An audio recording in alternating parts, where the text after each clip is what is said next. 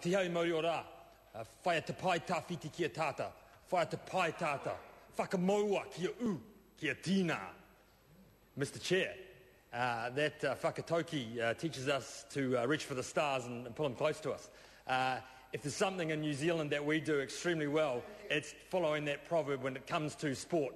Because across the globe, around this nation, we go after those goals in a big way. And we reach for the stars and we pull them close to us, Mr. Chair.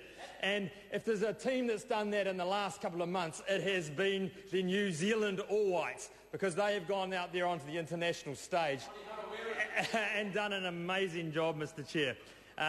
But look at the way New Zealanders get behind that team. And they did throughout those 3 games over there. We supported Ricky Herbert, Ryan Nelson, and guys from my own electorate, Shane Smeltz and Mr. Paston. They did a wonderful job on that stage and really made us feel proud. And Mr. Chair, it's Spark, it's Sport and Rec New Zealand that actually stand behind that team and to help us get there. And if you look at the appropriations throughout last year and this year, and helping that team to get to the World Champs, to the World Cup, there was a $250,000 appropriation just to help with the preparation for that team, and then further on a $300,000 appropriation to help with the campaign proper.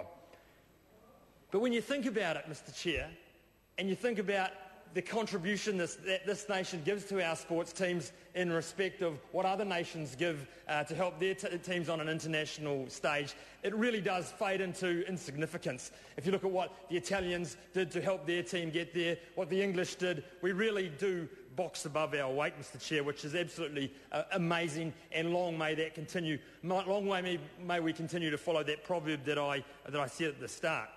But when you think about Spark, Sport and Rec that we're debating here this afternoon, there's 2 key areas that I want to focus on.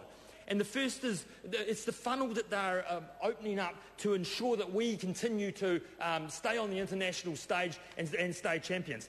The first is in Kiwi sport at the bottom level, where we encourage our children to develop the skills that are necessary to give them the competence to get out there and play sport. And I'm proud to say I was with Sport Hawke's Bay on Monday, Mr. Chair, at Te Awa School with Pip from Sport Hawke's Bay, where we went out there.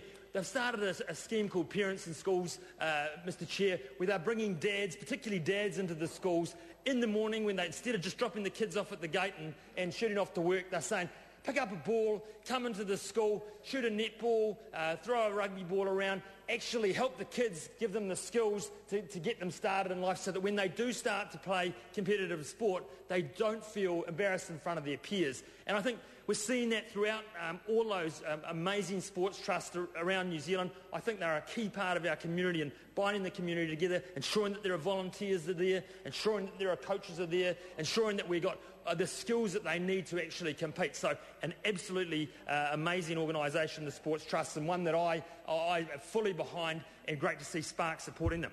But at the other end, Mr. Chair, and where I want to finish, is the impact that this government's made in terms of taking sport to a whole new level with high-performance sport. And the announcements that Minister McCulley has made in the last couple of weeks are absolutely fantastic. To see what we are now going to be investing into the Millennium Institute up in Auckland, a great organisation, originally started by Graham Avery, I might say, and Alan Peachy. Alan Peachy from this house started through the school in association with Graham. They got that off the ground. Now there's $40 million going into that. And throughout the country, throughout the motu, as Mr Parakura would say, we are seeing centres of excellence being set up. Just today in the North Shore, an amazing initiative on the North Shore, and Wayne Mapp's electorate, Jonathan Coleman's there, where they've a centre of excellence for sailing and water sports. And you've just got to see what's going to happen there. Down in the Waikato, down in Mr David Bennett's the rowing at Karapiro, absolutely fantastic to see what's going on there. So we're seeing these centres of excellence set up. We're investing the money into these sports to make sure that we continue to be on the international stage and being up where the Kiwis want to see us on the international stage. So I'm fully behind what Minister McCulley's done. The appropriations that he's made are absolutely sensational. There's a cycling bid out there that I know a number of regions are out there trying to bid for. Hawke's Bay is going to be giving that one a damn good shot. Kia ora.